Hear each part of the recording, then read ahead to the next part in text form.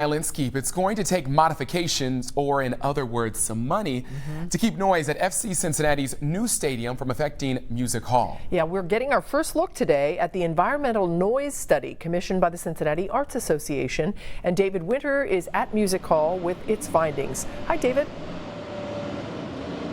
Well, hi, Cammie.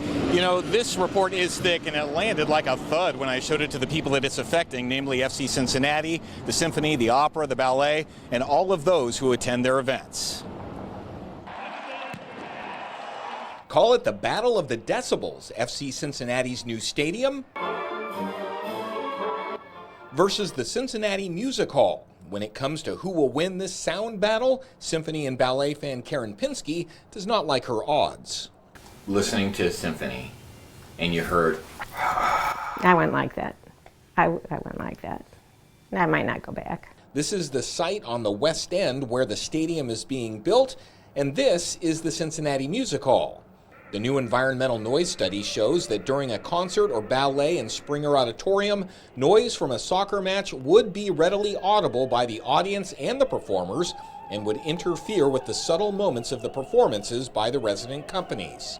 FC Cincinnati says most soccer matches are expected to be played at times different than music hall uses, and therefore noise should not be an issue. And we look forward to continuing our work with music hall leaders. But FCC added if the ballet leadership had any involvement with the music hall study, it opens up credibility questions given their prior financial demands on FC Cincinnati and team owners. The ballet responded by saying it is disappointed with FC Cincinnati's comments, and the community leaders and philanthropists who comprise our board, the hundreds of families who bring their children to the ballet for classes, and the tens of thousands of patrons who attend our performances every year are similarly disappointed by FCC's statement.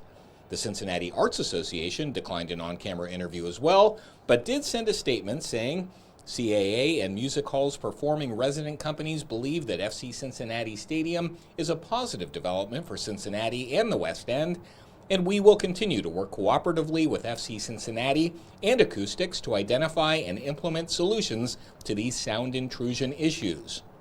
The solutions, according to the acoustics report, involve closing the gap between the roof of the new stadium and the seating bowl and constructing insulation inside gaps in the music hall's ceiling.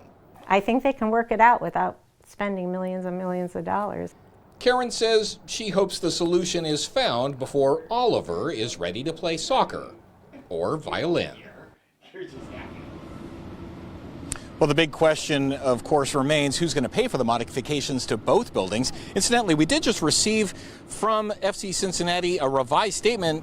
Its new statement does not include calling out the ballet. It does say that it's doing its own study, and it says that it is looking for a collaborative resolution to these sound issues.